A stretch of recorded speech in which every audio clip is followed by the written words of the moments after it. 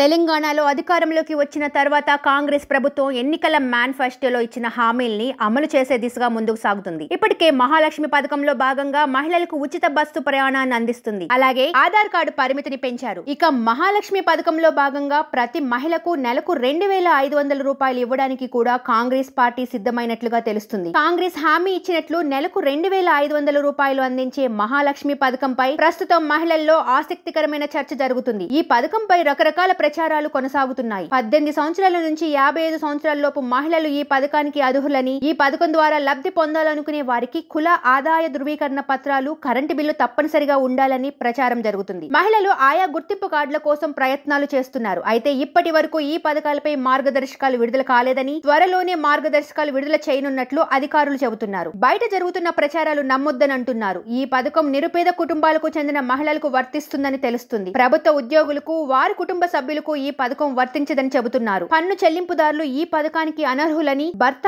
IT చెల్లించినా ఈ పథకానికి అనర్హులుగా పరిగణిస్తారని చెబుతున్నారు. తెలంగాణ రాష్ట్రంలో దాదాపుగా 20 లక్షల మంది నిరుపేద మహిళలు ఉన్నట్లు అధికారిక వర్గాల అంచనా. ఈ క్రమంలో వీరికి ఈ పథకం అమలు చేయడానికి ప్రతి సంవత్సరం 6,000 కోట్ల రాష్ట్ర ప్రభుత్వానికి ఖర్చవుతుందని అంచనా. ఈ ప్రభుత్వం సాధ్యాలపై అధ్యయనం చేస్తున్న కాంగ్రెస్ ప్రభుత్వం 100 రోజుల్లోనే ఈ పథకం అమలు చేయాలని దృఢ సంకల్పంతో ఉంది. కర్ణాటక రాష్ట్రంలోని గృహలక్ష్మి పథకం అమలులో ఉండటంతో కర్ణాటక ప్రభుత్వం ఈ పథకం అమలుకు తీసుకున్న మార్గదర్శకాలను దృష్టిలో పెట్టుకుని తెలంగాణ ప్రభుత్వం కూడా అమలు చేయనున్నట్లు సమాచారం. అర్హతతో పాటు రాష్ట్ర ఆర్థిక పరిస్థితిని పరిగణలోకి తీసుకుని హామీని అమలు చేసేందుకు రాష్ట్ర ప్రభుత్వం కసరత్తులు చేస్తున్నట్లు తెలుస్తుంది. లోక్సభ ఎన్నికల కంటే ముందే ఈ పథకాన్ని అమలు చేయడానికి ప్రభుత్వం కసరత్తులు చేస్తుంది. అన్ని అనుకున్నట్లే కుదిరితే ఈ నెలలోనే ఈ పథకం అమలు చేసే ఛాన్స్ కనిపిస్తుంది. దీనిపై త్వరలో క్లారిటీ వచ్చే ఛాన్స్ ఉంది.